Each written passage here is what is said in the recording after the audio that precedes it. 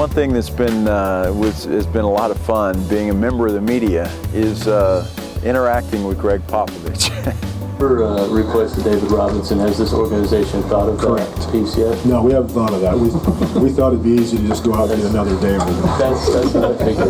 I gotta have one. I gotta do that to one question. You gotta give me a break. All my fun is gone. You know, Pop is a no-nonsense guy on the floor, but he's a no-nonsense guy in the press conference room too. As soon as you started that question, there were about 9 people in the room went, "Oh no." I've been on that side of it a couple of times. It was after I want to say a playoff game, because they were set up in the podium in the back, and it was here at the AT&T Center. I was excited, and I was kind of into the moment, and you know, all the people are there, and they bring you the microphone, and Pop's sitting up there on the podium, and I said, "Pop, how excited are you that your team played the perfect game today?" And I got a stare like, kind of like that. And he just went, "Next question." And you know, you kind of get red-faced a little bit because you got all your colleagues standing around, right? He told me afterwards, he actually came up to me and told me after, he said, "Joe, you ought to know better.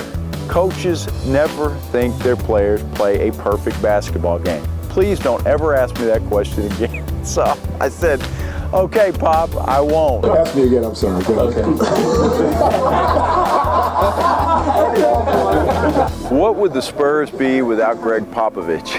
And that's a great question. And probably he's just as important as a Tim Duncan or anybody else that's played on this team. Greg Popovich and R.C. Buford, you could throw them in together, have just done a tremendous job of not only building this team, but keeping them together and adding the pieces that need to be made. But then once all that mixture's in there, having Greg Popovich bring it all together on the floor and running things the way he thinks it should be run, and having all the guys buy into it is pretty special and something you really don't see. Pop is one of those guys who does not like the credit, and he won't fawn all over himself, and if you start complimenting Pop, he's going to say, you know, let's talk about something else. Pop is one of those guys, if I'm standing there in the hallway, he walks by, I always get a pat on the butt. Which is kind of weird, but that's what athletes do, right? And so he always says hello. There's always a good morning.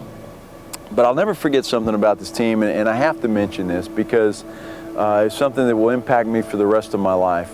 My father passed away 4 years ago, and my father to me was my hero.